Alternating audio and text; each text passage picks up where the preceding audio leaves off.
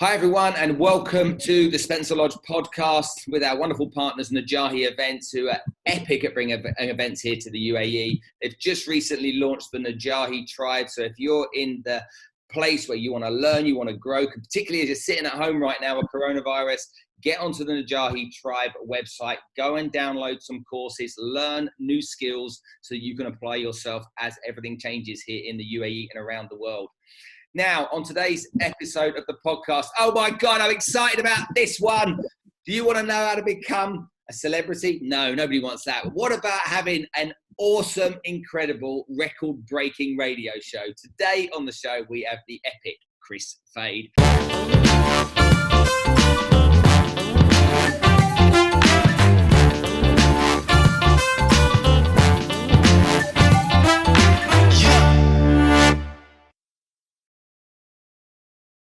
Welcome, Kris.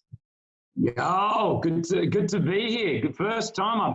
I've seen it. I've heard about it. Now it's good to be here.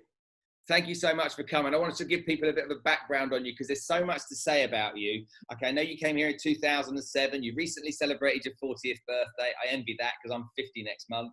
Okay, you've developed a great business here with Fade Fit Kids. I'm going to learn all about that with you today. You know, you're a guy that got into the radio scene a long time ago, but you're also a musician as well. And I want to dive into that and learn a bit about your musical history. I saw you recently on Instagram playing the guitar as well. So definitely in your blood and your soul somewhere. You began your career down at, is it Edge 96.1, and that journey that you had from the beginning, getting in those cars, doing the promotional stuff. What a fantastic start you had. And look at where you've got today. It's just a wonderful journey, a great story about Dubai, you know, about someone that came here and made it in Dubai. Please, let's just dive in, okay, and find out a bit more about you. I don't even know where to start. So I'm going to start, okay, right back when you were a kid. Now, you're this guy that shaved his beard off the other day that looks a very, very different person to the person he is sitting down back with it on again. When you were younger, okay, I saw lots of pictures of you with dreads when you were younger and stuff like that. Have you, as a kid, were you an image person? Were you someone that liked, you know, wearing the fancy clothes as a young teenager, or was that something that what you weren't into? Oh, man, I don't want to, no, I've never worn really fancy clothes or anything like that. I think I just wear what I like even growing up as a kid, like mum and dad would make sure that we would dress well. I remember that. But, you know, I think I didn't care. I think there was a point where, I mean, I cared about how I looked, I guess, and what I wore. But I don't know, like my image wasn't everything. I still, like even now, man, like go into my wardrobe right now. Most of my wardrobe's it's from Target. Like I don't care what it is. I don't care if it's for a brand or whatever. If it looks good, I'll wear it. You know, if it fits well, I'll buy it. You know, I think, I don't know, shaving the beard and doing all that sort of stuff. As you get older, I feel like you try to fit into what you're supposed to wear. Like, oh, I'm supposed to wear jeans and a T-shirt with a lot of beads on my wrist now because I'm an entrepreneur, or I'm supposed to wear these type of shoes. Like, I just feel like I just roll with whatever I roll with. And, you know, looking back in some of the years, my style was shocking, but it is what it is, man. I just want to be able to have fun and have fun doing it. Tell me, were you a good kid? Did you have a troubled childhood? Were you one of the kind of the kids at school that was the gang leader, or the motivating lad, or the team captain, or were you the popular kid? Where did you fit in? I had a great upbringing, really blessed with a really good family, very close Lebanese family as well, growing up in Australia. You know, mum and dad, 2 older sisters, a younger brother. We really were inseparable. A good medium family. Like, you know, we weren't poor, we weren't rich. We were, you know, right in the middle, and we had everything that we wanted. We went to a good couple of schools. My mum will tell you that I was probably the best kid, or I still am, all right? I wasn't, at school, growing up in Australia, the school that I went to, it was really multicultural, very segregated. The Greeks hung around together, the Chinese hung around together, the Lebanese, the Aussies, the Australians, the Italians. I found myself at a young age, I wasn't part of any of them. Even though I was Lebanese, I was really just that guy that would go to every group, and I was accepted, which was unusual. I guess just because, I don't know, like I didn't want to say that I was just supposed to be with the Lebanese guys. You know what I mean? I grew up as an Australian, but I felt like we're all the same. And so at school, I want to go back there. And when I think about it, I feel like I had a lot of mates. I want to hope that I wasn't like the funny guy. I wasn't the star. I was just another guy at school, but I was likable. I'd like to think that I was likable. I had a lot of mates in different sort of areas, you know.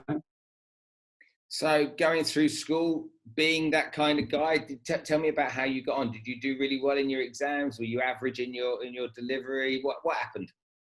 I wasn't good at school, man. Like it wasn't that I wasn't putting in the effort. I just felt like I was putting in the effort, but it wasn't, the grades weren't meeting what I was putting in.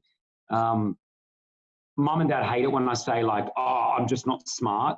But I don't think I'm school smart. I do find it difficult to open up a maths textbook and start reading about algorithms and percentages and doing all that. Like, it wasn't for me. Same with physics and chemistry. It just put me in social studies, put me into sports.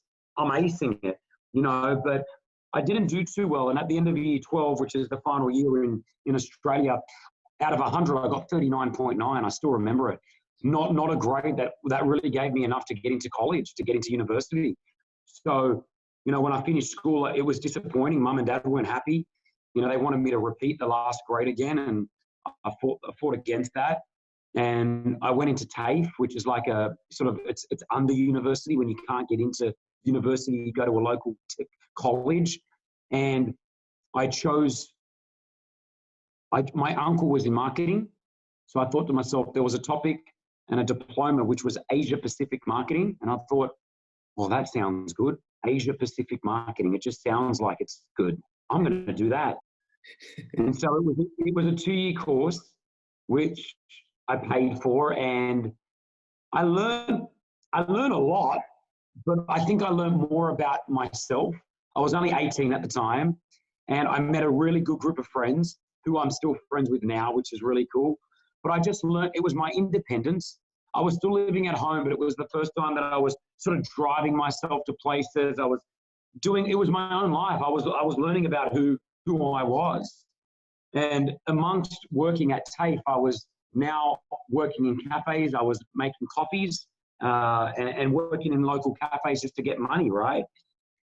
And after those 2 years were up, I didn't know what I wanted to do. I still wasn't sure if I wanted to be in marketing. So I spent a good couple of years making coffees and washing cars. I was the dryer. I used to dry cars at a washing bay for, you know, between washing cars, selling clothes, and making coffees. I did that for a good 2 years. And again, I was in a relationship at that time with a girl, and she, you know, I think she just didn't, the expectations weren't there. And for many people, I think my parents were like, well, what are you doing with your life? We didn't send you to school to wash cars and make coffees. But again, I wasn't sure what I wanted to do. Eventually, I got into a sales role where I was selling music, background music that you hear at stores or in elevators, like elevator music, basically. And I started doing sales, and I had the gift of the gab. I could talk. So I didn't do too poorly. I was doing actually fairly well. And eventually my boss at the time said to me, I don't think this job's for you. You need to be doing something else. And it wasn't because I wasn't good at it. She just said, I don't want to see you stuck in an office. And I really appreciate those words back then, because I don't think she was saying it to get rid of me. I think she just saw that my potential was somewhere else. And at that time, the local radio station was looking for people to drive their promotional vehicle around, right? And she said, I think you should apply for it. So I applied, and I had to send through a video of how determined I was to get this job. Anyway, I got through from, you know, the 100 applicants that they got, I got through to the top 5, and we had to work for this radio station for a couple of weeks for free. And they made us do some ridiculous challenges. Really, looking back on it, just really crazy stuff, which I thought, I don't think I'd do right now. Standing in a bikini at a set of lights, wiping people's windshields as they were at a red light, you know, or being half half naked at a petrol station, at a ghetto train station, whilst getting people to stick biscuits on my body to see how, they just wanted to see how much I wanted this job, right? And I didn't get the job. After the whole thing, I didn't get it. I came second. But the way things work, about a month later, they said that the person that they gave the job to just didn't work out. Would you like it? And so I took it. And then that was my step into radio. I was now driving a promotional car around Sydney 4 to 5 days a week, giving away free stuff. And I would be crossing back to the radio. My name was Street Kid Habib at the time. And that's what I did. And I did that for 3.5 years off and on. So when the work would stop in the radio side, driving a promotional vehicle around, I would go back to making coffees, or I'd go back to selling cars. I was living on my own. I was around 22, 23 years old. And, that was life for me. And I look back on it, some of the best years of my life, probably earning around $200 a week, right? My rent, I remember at the time, was $160 a week of this studio apartment in King's Cross in Sydney. I'd have $20 for petrol, and the other $20, I think I used to be a smoker back then. $10 would go on cigarettes, and then I just had $10 to play with for a week, and it got me by. I'd go back to mum and dad's to eat when I felt like I needed to eat, and I did that life for a while. And then I realized that around the age of 23 that I like radio, and I used to go up to level 3 where all the presenters were, and I used to see what they were doing, and I thought, man, this looks so cool. So I started hanging out with the presenters, and some of them are really cool enough to show me the way. And, I would just shadow them. I just sit in the studio whilst they were doing their thing and taking notes and start to learn how to really do radio. And that was my first real step. So I would do that. I would drive the promotional vehicle around, and I would learn how to do radio. And then eventually, about the age of 24, one of the program directors, the bosses there, he said to me, you want to go on the radio? I said, sure. He had heard some of the demos that I was putting together over the year of practicing, and he gave me my first gig, and that was my first real taste of radio. So I stopped driving the promotional vehicle around, and I think I was now earning $270 a week, right? I got, I think, $70 more to be on the radio. And so I was doing that now full time. And at the same time, a buddy of mine, we opened up a cleaning company. So we were cleaning offices at night. So I'd have my hand down a toilet, cleaning toilets, like literally hand down a toilet. And then during the day, I'd go be on the radio. And I lived that life for a good couple of years until, I moved to Dubai. Wow, that's just fantastic.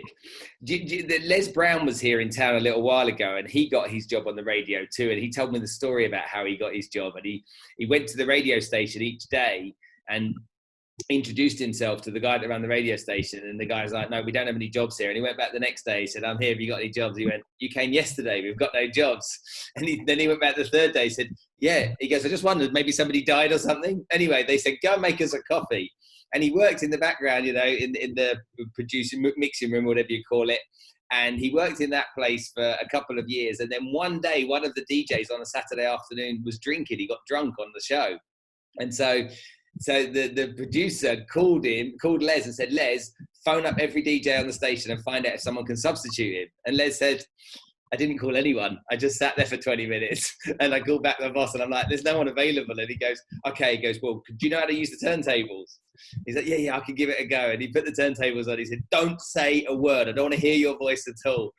So he puts the song on, some Stevie Wonder song. As he puts it on, he literally goes into speaking. He said, and that's how I started on the radio. And so when I hear stories like yours and like Les's, it's just like, this is fantastic, hands down toilets and then spinning the decks on the day. Yeah, man, it's all. Listen, persistence is what it's all about, man. And I even before I got the on-air gig, the old boss that was working there, he told me, he goes, I'm never going to put you on the radio, mate. Like, I still remember those words. He said, I'm never going to put you on the radio. So, if you think you're going to get on the radio, you won't not here with me. And then he gets fired about 4 months after he said that to me. And the new boss that came in, legend, still talk to him to this day. It was sort of a mentor to me.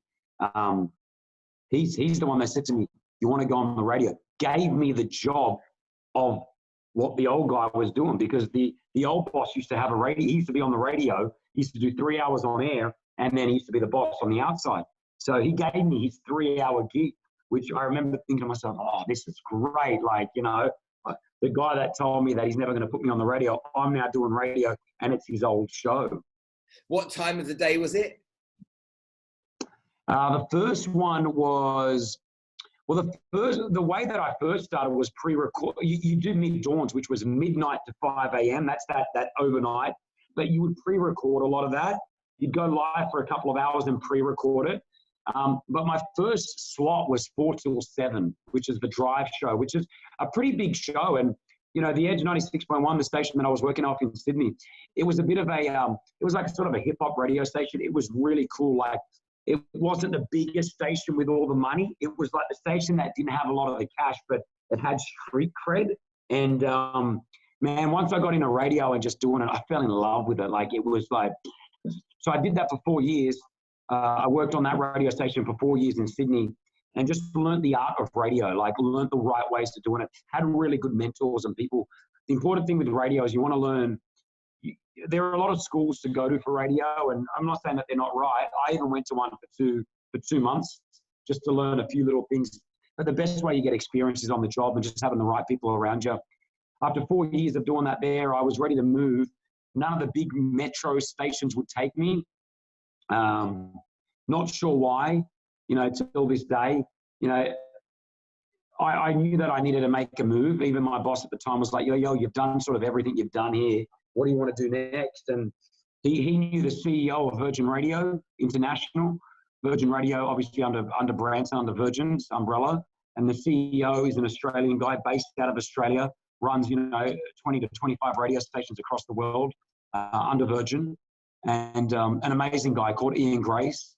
And he, my old boss got me in a meeting and said, you know, he said, we're opening up a radio station in Dubai or Kuala Lumpur. I like your stuff. Which one would you like to go for? And I knew that Dubai wasn't much about Dubai 12 years ago on the internet. And I just knew that I wanted to try something different. Dubai was 4 or 5 hours away from Lebanon. I thought, why not get the Middle East back in, maybe learn some more Arabic. And I decided to take that job. So I had to trial out for it still. I still remember sitting down at his office, and I had a T-shirt that said, I've got Dubai written all over me. And I had that on me like 100 times. I've got Dubai. And I remember sitting down with Ian doing the interview. And at the end, I remember unzipping it. I said, I just want to show you this. You like that? And then he said, listen, we're kicking off a radio station in about 9 months. So be prepared. You've got the job, and you know, we'll keep you posted. And yeah, man, 9 months went by. I was still working on radio in Sydney, and I was just counting into the days until I got the word to move to Dubai. So packed up my bags, I think I had about $10,000 in my pocket. Sorry, no, less, 10,000 dirhams in my pocket. And that money came from, I had just got married at the time. So it was a bit of wedding gifts that everyone knew that I was traveling. So they gave me some cash. So me and the wife, my ex-wife now, jumped on a plane and flew out here to Dubai. I didn't know anyone. 10,000 Ds in my pocket. And the first thing I realized is I had to pay a full year's rent up front, which was going to cost me about 90,000 dirhams. I was like, I don't have that money. Like, I thought I made the biggest mistake of my life. So then I had to borrow that from the company, and then I had to pay that back through my salary. Like, it was crazy, man. But I loved every moment of it. And then, yeah, that was it. The year, I think it was November 2007 that I began my year here in Dubai, my life in Dubai. And then when we consider where you started in Dubai and where you've come and how much success you've had on the radio, it truly has been a phenomenal journey to see. Really, you're the name. If there's any name in this city, you're the name in radio, aren't you? I mean, I know Tom and other people as well, you know, and Brandy and all this kind of stuff. I know other people out there, but Kris Fade, everyone knows Kris Fade. Everyone knows the radio station. Everyone knows when you're on. Everyone knows that, and that's a brand essentially that you've built. Did you build it intentionally, or did you build it, a lot of it in the beginning, just by accident? I think I had a vision. I had an aim of what I wanted to do. Like, I had an aim. I knew that I moved and I left my family. I was very close to my family. I knew that if I'm going to come and move my whole life to another country, I want to make it worthwhile. I'm not going to come out here just to get by, pay the bills. There's no point. I'll go back to Sydney and do that. So I knew that I had an image, I had an image in my head that I wanted. I didn't know where it would end up. I didn't know it was going to end up to the caliber that it's at right now. But I knew that I wanted it, and I worked really, really hard. So, I came here to set up a radio station. Virgin Radio wasn't here. My means was to set up the radio station with the other new members of the team.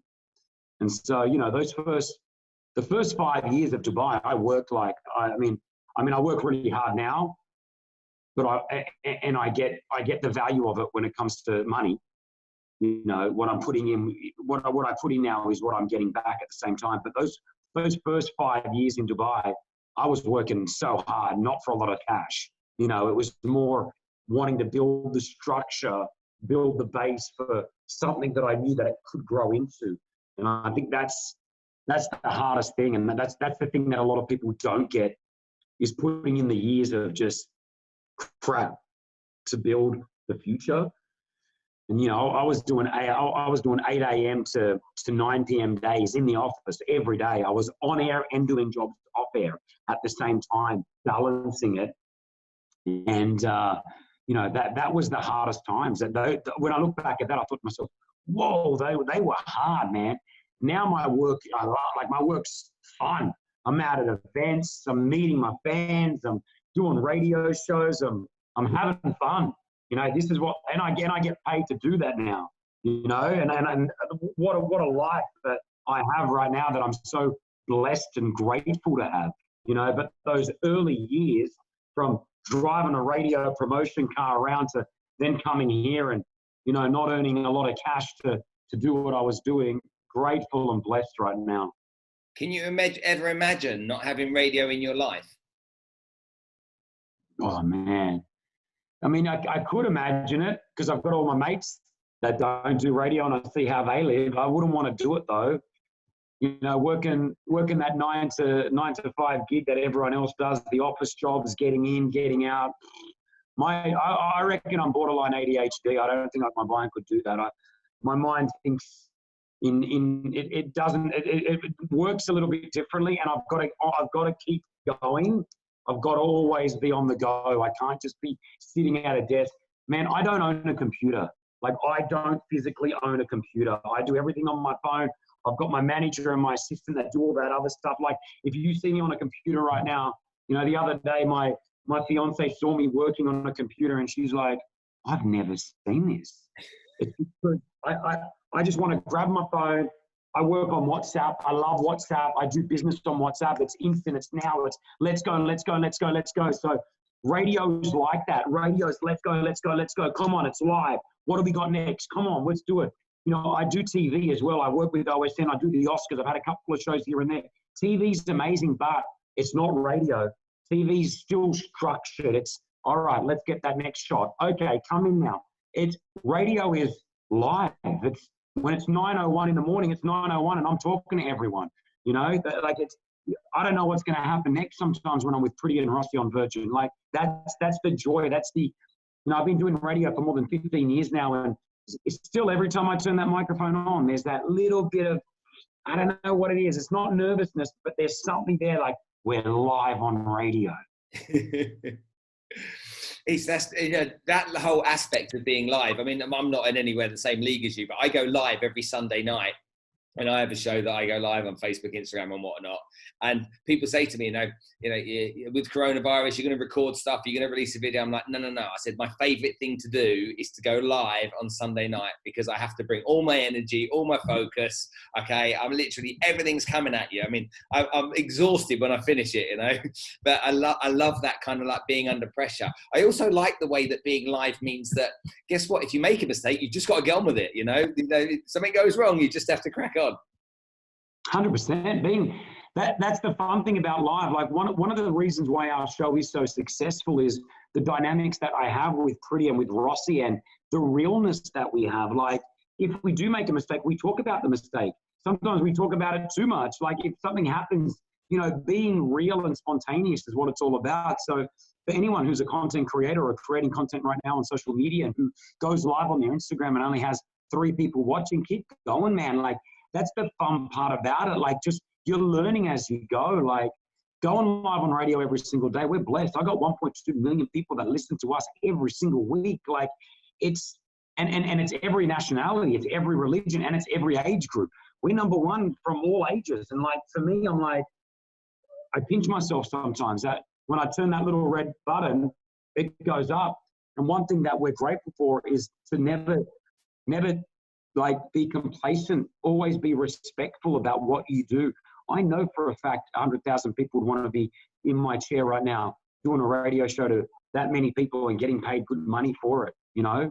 So you've always got to make sure that you're grateful for what you're doing and be just, appreciative of where we are right now. But yeah, live radio, man, always going to be in me. Like, no matter what, like, you know, let's say this company that I'm created, you know, sells for how much one day, or it starts making me X amount of dollars every single month or year, and I don't have to do radio anymore. I'm still going to do it.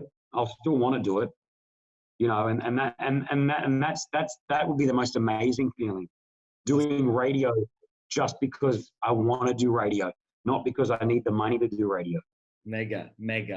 Tell me, you've met some pretty inspirational people on your journey. You've bumped into a few superstars out there, and obviously Will Smith was there at your proposal, which was one of the coolest things to consume online that I think I've ever seen. That was very, very beautiful, very romantic, and obviously he was very kind to help you out. Who have you met that you know, when you finish talking to them, you come away from it and you're like, holy mother of God, that person inspired me, or that person, you know, he got me, he hit me? Yeah, I mean, I think you hit it right there with Will Smith. I've had the opportunity of hanging out with Will Smith a couple of times now, and yeah, he helped me with my proposal. But him off camera, like, he inspired me to be a better person, man. Like, you know, I'm blessed enough to have a lot of fans and followers here in the UAE, and so when I go to the malls or when I'm walking down the street or whatever, people want to stop and have photos with me, and I'm always for it. Like, I always want to take it. I've never said no to a photo, right? But then I just watch Will Smith, who's at a caliber 400 times more than I'll ever be, right? And I see how he was interacting with people from the outside. And it made me think that I've got to be better at what I'm doing here in the UAE. Here's Will Smith, one of the biggest, most iconic humans that, you know, in 100 years, they'll still be talking about Will Smith. And just to see how graceful and amazing he is. Even with my proposal, like, off camera, him coming up to me, you know, he's like in my ear telling me, yo, you cool? Like, you really want to do this? Like, I don't want this to be something that you're doing for publicity, or like, you really ready to take this leap and marry this girl? And I said, yeah, man. I said, I'm really, like, this is, like, he's doing that. Like, he's really having this conversation with me about it. And then after the proposal, he's still sitting there giving me advice, you know, and I'm like, this guy's so cool, man. Like, again, like, the bigger the stars, the cooler they are. I've had some time, which you would know, Gary V. Yeah, and, you know, like, he's just, again, another guy, just legendary, a guy that has created his own wealth, his own knowledge, and now his own platform. And, you know, he literally tells me, if you need any business advice, Kris, you contact me whenever you want. And I do that sometimes. Like, you know, I have the ability of being able to reach out to the likes of that guy, Gary, to be able to say, yo, I'm thinking about doing this. And he gives you, and you'll know this, I will take I'm a leech. I will take what I can from someone if they're offering it. When I know that there are men or women out there who have done what I'm trying to do and they've learned from it, I want to take their knowledge, and I'll take a little bit from here, a little bit from there, and a little bit from here. And in my expertise of what I do on radio, I'm blessed to be able to meet some amazing people, man. Like, I spent 2 days in the Maldives with the creator of Netflix, man. Like, there I am sitting with the man, having dinner with him, you know, and I'm thinking to myself, Mark Rudolph. I'm like, what do I want to ask him? And I'm asking him all the questions. Did you know Netflix was going to be what it was today? Hearing him just say stuff like, no, did not realize how big it was going to be. Like, it inspires you, because we all have dreams and we all have these ambitions that we want to achieve, and being able to see it from people who have already done it, is amazing. For me, The Rock is my savior. He's the guy that I look up to. I love his work ethic. I love his story. I love everything about his movies, how he trains at the gym, his collaborations with brands like Under Armour. So I got to interview him briefly with Kevin Hart, and this was in Paris a couple of months back before the virus. And again, I love to watch these guys when they're not in front of the camera.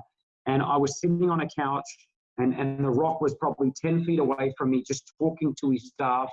And I was just watching him interact with his staff.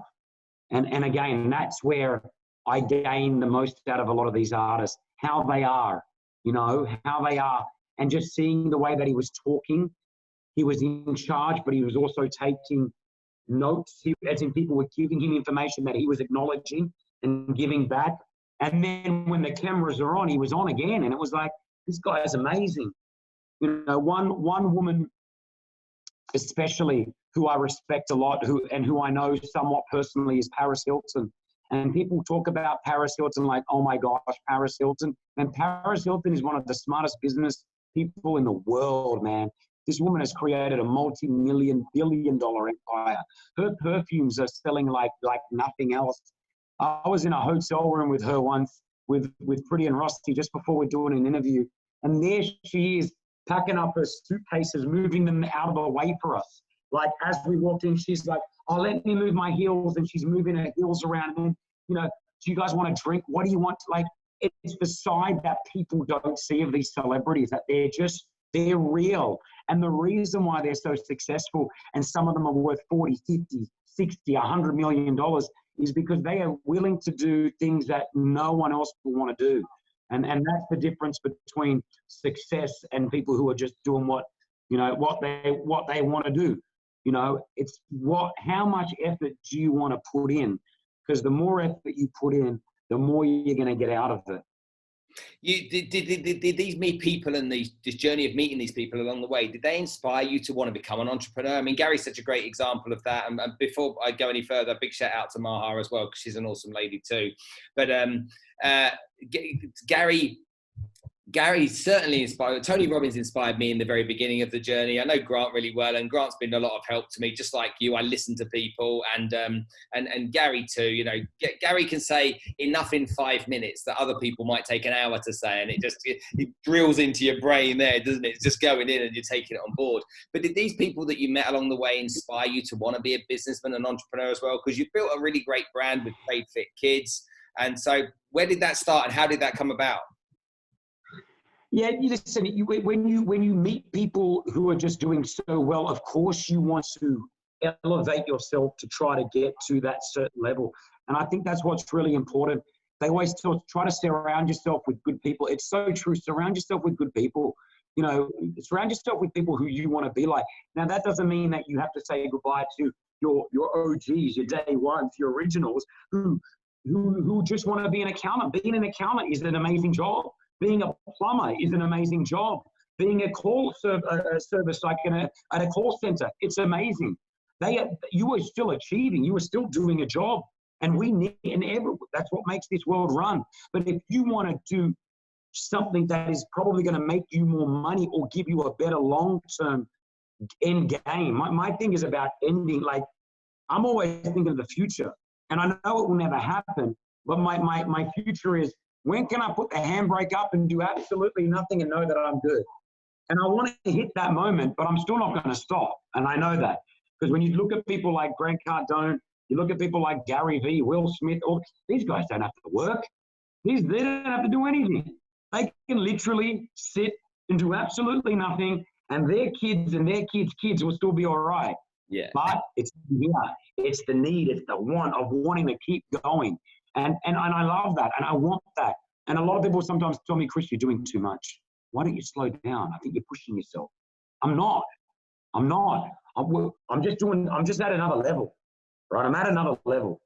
And that's not saying that your level is not good. You can stay at that level. That's cool. And that level is great. But I'm at this level, right? And I want to keep going. And I hope to go to a higher level to keep doing it. So meeting these people, man, you know it. You spend 5 minutes with Gary Vee. You want to set up another 100 companies. You want to keep going. You got a bunch of ideas, you know. And that's John. I don't know if you know John Lee. Do you know John? Yeah, I know John really well, yeah. John's a legend, right? Like, so John's another guy who I was on a Zoom call like this, you know, just last week, because I had a few questions I wanted to ask him about something to do with digital and my online business.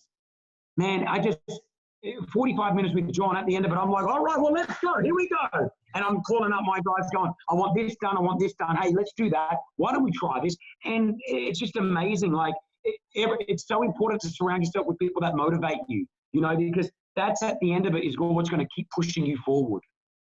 Oh, man. Amen to all of that, for sure. I know we've not got much time left. I really want to just talk about this business that you've got, because I want to learn how you got into it and what prompted you to do it and where you're at right now and where's it going. Okay. So created a brand called Fade Fit. Underneath Fade Fit General, there's Fade Fit Kids and Fade Fit Energy Snacks, right? The way that I came up with it was one of my good friends, Mustafa Koita, who's a milk guy. Yeah, I know Mustafa. He used to pay me to promote the milk, right? And it was then that him and I became mates. And he said to me, and it clicked with me. It's like he was building this for his kids. He wanted to leave a legacy for his children. And that made me think, I want to leave a legacy for my children. And then I started thinking about things that I wanted to do. And I lost a lot of weight, mate. One of the biggest things that I've achieved in the last sort of 6 years was I lost about 30 kilos of weight. I went from being a fairly unhealthy guy to a big fatty, you know, from a big fatty boomba really to the guy that I am right now. And I'm not the fittest guy in the world, but I'm fit and I train every single day. So I went from 128 kilos and the lightest that I went to was about 93. I'm now sitting at 97 kilos. So my health journey really reflected on what I do right now. Fade Fit began because whenever I used to go to the gym, I used to just hashtag Fade Fit. It was for me. And then I realized other people were doing it. I went to the hashtag one day and there was like plus 500 hashtags of Fade Fit. I'm like, I didn't do all this. And it was other people going to the gym just, you know, as they were doing the gym, I was saying Fade Fit. They were on the journey with me. And I love that. So then I used to go and get snacks and buy healthy food. I had to buy healthy food because I'm now fit. And I found out that healthy snacks were pretty expensive. And then I thought, oh, I want to buy some healthy snacks for my kids. I've got 2 daughters and they were also expensive. I was doing, you know, $70 a week or 200 dirhams a week on healthy snacks for my kids. And I said, that's too much. And they were like, that was only one a day. Like it was just not worth it. So I thought to myself, what can I do here? Maybe I can open up a healthy, you know, produce healthy snacks for kids. So I got on the radio and I talked about it on my show. Mothers and parents and the kids were like, yes, we find it either I've got to buy something really unhealthy and sugary filled with artificial flavors or colors, which is really cheap. I get it. Or if I want a healthier option, I've got to spend for my kids' snacks anywhere between $4 to $5 for a snack, you know, 12 dirhams, 13 dirhams for one snack. So teamed up with a couple of good people. Through it, it's all my investment, but surrounded myself with contacts that I had, was introduced from one people to another person, and I kicked off Fade Fit Kids, which is a snack company right now. We started off with one snack. We now have 3 kids snacks, 1 kid multivitamin, sugar-free multivitamin kids, and we have now 4 adult snacks or all ages energy snacks. And we're doing really, really well. We've expanded in 2 years. You know, I speak to other guys who are in FMCG, like who are in the food manufacturing, and they tell me, they say, where you are right now in 2 years is where we were 5 years in or 6 years in. And I love hearing that because I'm doing this for the first time, and I get frustrated sometimes. I get frustrated with why aren't we in this shop, and why haven't this deal gone through, and why are we out of stock here, and what? And then they come and tell me, they're like, Kris, this is what it's about. This is what our business is. It's never, ever going to be 100%. You're never going to be covered in all stores, or you're never going to not be out of stock. This is what our business is. And they keep telling me that I'm having good problems. Good problems mean that our supply is not meeting with our demand. And I'm like, because I get frustrated. These are sales. Why aren't we selling? Get the supplies in. They're like, you're just moving at a faster rate than expected. It's a good problem. So we're right now producing Fade Fit. We're a healthy snack company. We're affordable. And, we're in now 500 outlets across the UAE. We're selling in all the big guys like Zoom and Carrefour, and online at Amazon and Gibson's. And we've got some huge deals happening as well, which I've signed, which I can't mention right now. And the coronavirus has put a handbrake on it. So, but there's some really, really cool stuff. And do you enjoy it, Kris? Do you really enjoy that part of the business? Is that something you get a lot of satisfaction from? Yeah, man, I do. I love doing it. I love doing it. Again, I've surrounded myself with a really good amount of people. So, my fiance, Brianna, she's the brand manager of it. She's my eyes and ears to the business, because I can't be there 24/7 because I work on radio. My job is radio and doing what I do. So, I employ a team of people who are my eyes and ears, and they do the day-to-day runnings of it. I then have an agency called Imagine, who also run the days-to-days for me, and they've got the experience. They deal with this. They've been dealing with this for the last 20 years, right? So they've got the experience. And then I team up with an amazing distributor called ESF and an amazing manufacturer called B&B. So what's really important for anyone that's wanting to do something like this is to surround yourself with knowledge. Knowledge is power. Don't go into it blindfolded, And I know that I've got the luxuries of being Kris Fade and having doors open. I get that. But you can still also surround yourself with people who have done it before. Remember, people who have been there and done it before, it's a lot easier. And so I'm grateful to surround myself. But I love it, mate. I've got a Shopify account on my phone, mate. I'm looking at it. How many sales have we done? Yes. Why haven't we done this? It's like playing a game now, man. Like when I walk into Zoom and I see my products, we're right there now. Once this coronavirus opens up and we're all back on the streets, wait till you see where we're at Carrefour and where we're at Zoom. We've done some amazing deals. And for me, I'm like, whoa, we're up against these multi-billion-dollar companies. My snacks, little Fade Fit kids with me and my daughters. One's the general manager and one's the financial controller. We're this little startup company, 2 years in Dubai, who I know for a fact that the big boys are aware of us. And they're like, hey, hold on a second. What's going on here? Who are these guys taking a percentage of our business, right? And I'm all about not about the money. I'm about wanting to promote a healthier option and more affordable for everyone. That's all I want. I want to be able to give people the opportunity to be healthy. Health is wealth, guys. And that's the most important thing. Right now, this coronavirus, if that's not enough of a click in the brain to say, I better get healthy here. Because this virus, as we've known, is killing the elderly and pre-existing conditions, diabetes, being overweight, respiratory problems. This all comes, a lot of it, from just not being healthy, right? And that's the thing, that be healthy. Every day of my life, I do at least 45 minutes to an hour. And we've all got the time, because I've got no time and I'm fitting it in. And if it's not for your health, it's for your mind. I keep saying it's for your mind, for your mental health. So right now, I don't care if you don't buy my snacks. I don't care if you don't get my multivitamins, but just start to get on that health train. And if you're not doing it, now is the time to do it. I've got my mates who smoke, who are worried about getting the coronavirus. And I said to them, you're worried about getting the coronavirus. Fair enough. But you're smoking. You're also killing yourself. So why don't you use that coronavirus and the smoking, united, quit the smoking? I can't, Kris. I can't. You can. I smoked for 15 years. I've been smoke-free for 9. Hard thing to do. Totally hard. But you can do it. You can do anything you set your mind to. Absolutely. Kris, it's 12:30. We're 45 minutes in. I could sit and talk to you for the next 2 hours. I've got about another 30 questions to ask you. So we'll have to catch this up another time, because I know you've got to head into another meeting. Let's go another 10. Let's go another 10. If you're cool with it, I can go another 10. Oh, magic. Perfect. Excellent stuff. All right. So let's just talk about living this healthy lifestyle.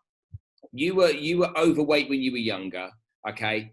You struggled, but losing 30 kilos is a lot of weight to lose. This is not a little amount of weight. How long did it take you to lose that weight? And where were you psychologically when you were ready to take the action to go on that journey of weight loss? Okay, so I wasn't overweight when I was young. I was fit, man.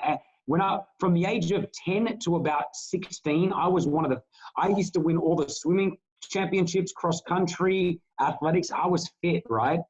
And then at the age of 16, I put on that puppy fat, where you stop growing, but you keep eating, right? So I got overweight. But by the age of 20, I shot up again. I had a late growth spurt. So from the age of 20 to 28, I was fine. I was lean, actually, fairly skinny. It was when I moved to Dubai. I moved to Dubai, and within the first year, I was okay. It was probably year 2 that I just started. I was working so much, and I was just eating. And you were eating crap. Horrible, mate. I was eating anything you could imagine. I didn't know what calories were. I was just eating, man. And I think I went through a lot of anxiety. In a period where I just kept eating. The anxiety was just, I don't know where it came from. I think it might have been an accumulation of like moving to a new country on my own, or with my ex at the time, having a baby. I went from being single, living in a studio apartment with absolutely no responsibility, literally a year later, living in a foreign country with a girl that I had just met, pregnant, not earning too much cash, all on my own. And I think all that together just clicked off something called anxiety, which I had never, ever experienced in my life. Didn't even know what the word was, right? So I think I used to just eat my anxiety in.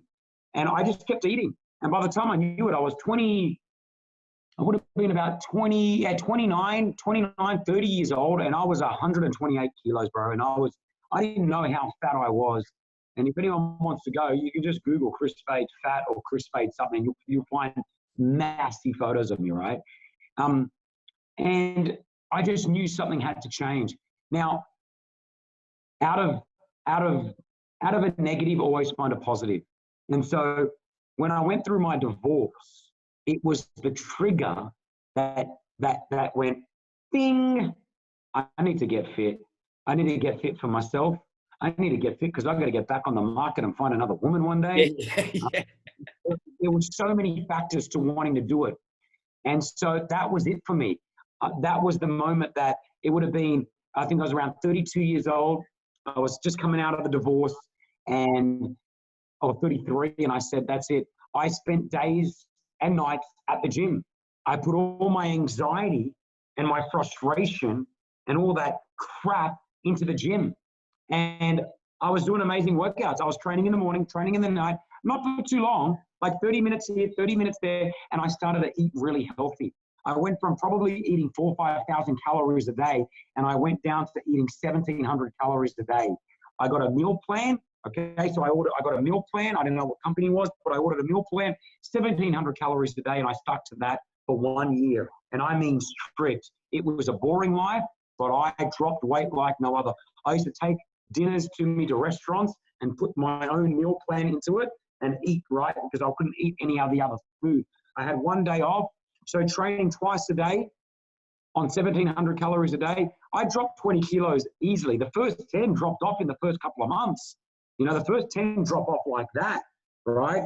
The next 10 took about a year, all right? And then probably the last 6 or 7 took about another 8 or 9 months, right? And I've now put on 6 or 7 kilos since the moments when I was like jacked, I was ripped. I felt like a machine. But now I've got that balance where I've gone, I'm not going to have a six-pack, and I'm fine with that. I'm going to hold a little bit of weight around my gut. I'm okay with that. I'm 40 now. I'm healthy. I do at least 45 minutes of cardio a day, and I lift weights. I feel good. So when I go outside and I put my clothes on, guess what? You feel good. Because when you're overweight, you're depressed, you're anxious, you don't want to go anywhere. You don't want to see anyone. You don't want to go out. You don't want to take photos. You don't want to do any of that. So that health journey really clicked. And once you find that health, man, it's infectious. If I miss my 5-minute, if I miss a 10-minute workout, I get angry. I get the whole day. I'm like, oh, I've missed my workout. Yeah, so absolutely. I'm watching that help. A lot of people get, they go and see a doctor and the doctor says 1 more cigarette and you're going to get cancer. And it enables people to give up smoking instantly, where they'd tried for years and years to do it. A lot of people carry extra weight and then the doctor says, look, any more of this and you're going to get diabetes. And that is the trigger a lot of the time for someone. If it's not diabetes, it's some other health related issue. You decided when you were getting divorced that you needed to lose some weight. Was there any intervention? Was there a consultation? Was there a doctor that said to you, you need to be careful here, or a medical professional or a personal trainer? Was someone telling you to be worried, or did it all come from you? No, I think it all came from me, man. I just knew that anxiety came when I was at the gym. After the gym, my anxiety would be at least, it would lower my anxiety levels so much, and it would last for like 2 or 3, 4, 5 hours sometimes. And then you'd feel the anxiety come back. So I'd go do another workout and it would just bring it back down. So I think that was it. Going to see doctors. Doctors would tell you, hey, mate, you're in the obese category. But, at that stage, I'm in my early 30s. I don't think about anything like that. I was like, I'll be fine, whatever. It's not till later on. It's not till now. There's positions like now where I guarantee there'd be people sitting there with diabetes or people sitting there who are overweight or are smoking that are like now with this virus going, I've got to watch out. You shouldn't have to wait for something like this. One of the big things and the big triggers is having kids. If you don't have kids, you may not understand it. But once you start to have kids, you want to look after yourself even more because you've got a responsibility for your children to be around for them. What's the point of having children if you're going to die when they're 10 years old? You know what I mean? Like you want to make sure that you're there and you're doing everything right, and you want to enjoy life. Who wants to spend their life sick, in and out of hospitals, being on pills every second day? You know what I mean? Like who wants to spend that life when there's an option? Just because you want to be lazy, or you want to eat the bad food every day. Like, come on, have a little bit of, I don't know, respect for yourself. Have that. Do you think this behaviour of you losing weight, then setting up Fade Fit Kids is setting a great example to those little princesses that you've got there? And are you enjoying being a good example? 100%, man. Like, they see how hard daddy works and they see me being at the gym every day. I make sure they do their workouts as well. Within this journey, I actually I co-own a company called Enhanced Fitness, right? Again, it was an opportunity that came up where we're personal trainers. We're like the Uber of personal trainers. We bring personal trainers to you. We train you in your house. We train you in your garden, at your office. Now with Corona, we train you through this. We do, we're doing 400 to 500 sessions a week just through Zoom right now with our trainers, right? And, the opportunity came up with this company where they had just set up and they were asking me to be a part of it. And I thought to myself, man, I definitely want to be a part of this because I know it's going to help people. And like Fade Fit, we're a community. We're creating a community of healthy individuals who want to look after themselves, who want to better themselves, but who don't want to have to spend a fortune doing it. And so with Enhanced, we're bringing personal trainers at a lot more affordable price. So, at 6 o'clock tonight, I'll do a live Zoom session with Enhanced. The kids are going to be joining me. I'm going to go live on my Instagram as well and promote that.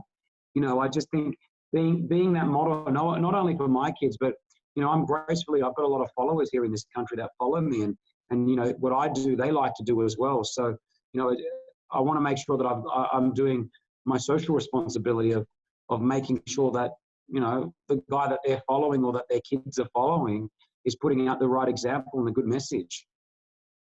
Okay, last couple of questions, because I know we haven't got much time left. Last couple of questions. I'm a young guy. I'm 18 years old. I'm 16 years old. I'm in that phase where I'm looking and I'm like, do you know what? I'd love to be a DJ. I would love to host a radio show.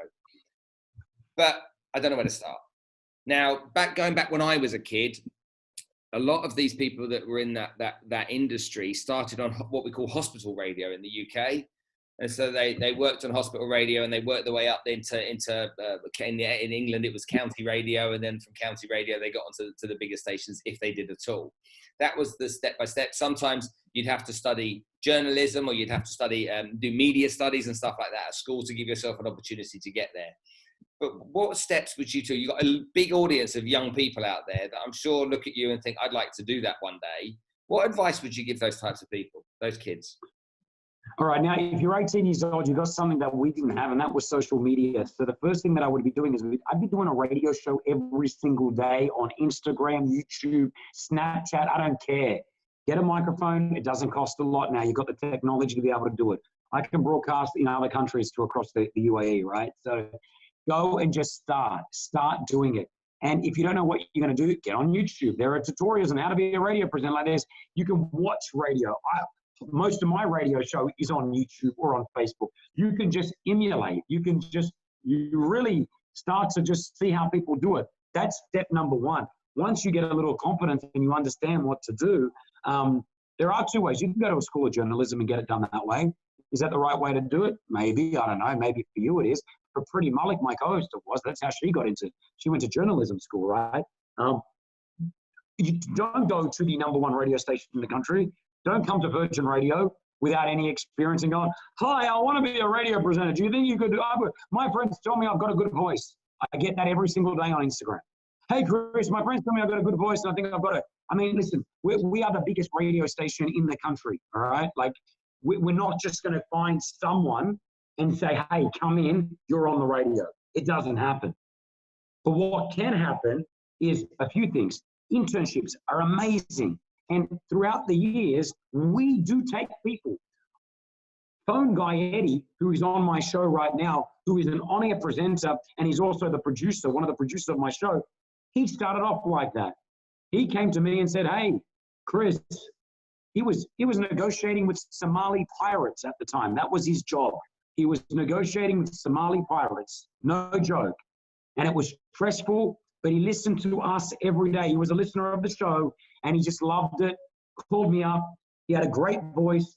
I said, you know what? I'm looking for someone to do a movie review. Do a movie review for me. He did it, didn't do it great, but guess what? We connected. He showed charisma. He showed passion. He basically came and worked for us for 6 months for free. He was just wanting to be around. Now he's a full-time employer of ARN, Virgin Radio. And I've got 3 or 4 stories like that, 3 or 4 stories just within Virgin of people working either on Virgin or on other radio stations now, just from wanting to do that. Now, getting an internship's not easy. So if you don't get that, go look at all the other radio stations, no matter where you live. And don't go to the big ones. Go to the smaller ones first. Because guess what? You don't want to go on radio without any experience, especially on the big ones. A, they won't let you. And B, you don't want to go on there sounding horrible. So go to the smaller ones and learn how to do radio. And then you get a demo. Then you start pushing it forward. Then you start emailing the bosses, emailing other presenters. I probably got 10 to 15 radio presenters across the world who send me their audio every single week. And they just want me to give them advice. And I give it to them. All right? I give it to them. And I've still got people who I send some of my audio to and say, hey, what do you think about this? Got anything for me? So it's just that. Get on it. The first thing, YouTube, Instagram, start doing it every single day. Every single day. I think the thing about doing that consistency of doing it every day, the part about the working for free and doing internships, as far as I'm concerned, okay, when my kids go to work, whatever industry they want to work in, don't worry, okay? I'll pay you to go work there, all right? I'll pay your expenses, okay? Go in and work for free. Because if you go and offer your services for free in a company, I'm pretty sure that if you do a really good job, someone might say to you after 6 months, you know what? We'll allow you to make the tea and photocopy the documents. And that's your starting point on the journey. 100%, man. And I agree. I think interns are amazing. And to flip it, I don't like companies who take interns and use them, abuse and abuse, where they know that they're getting great work out of an intern without any intention of ever hiring them. So I always like to be upfront with an intern.